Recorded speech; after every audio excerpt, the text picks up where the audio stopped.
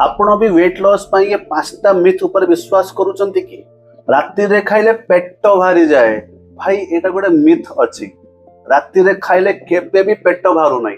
आपण जदि limited खाइबे nutritional जिंस खाइबे केबे भी पेट भारीबो नहीं।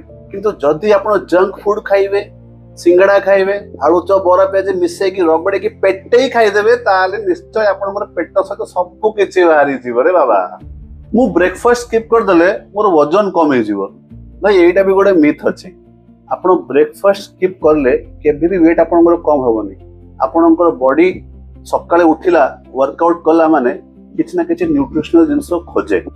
आपन किछि ना किछि तो खाइबा पड़िबो। बादाम खांतु अखरोट खांतु स्प्राउट्स खांतु किछि ना किछि प्रोटीन न्यूट्रिशन जिंस आपन को खाइबा बाध्य।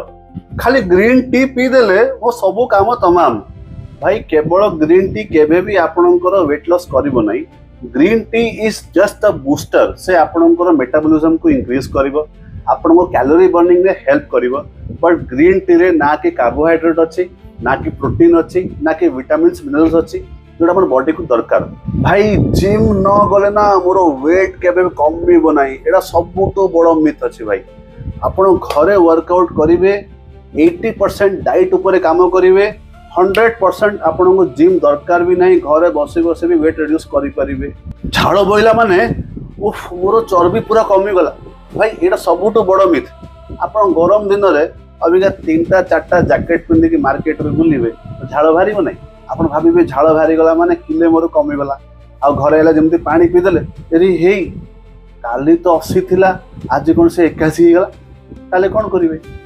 तेणु ये मिथ्रु बाहर आसतु। और जदि आपण पाखरे भी गोटे इंटरेस्टिंग पॉइंट अच्छे जोटा मिथ अच्छे आप तले कमेंट लिखि पारे।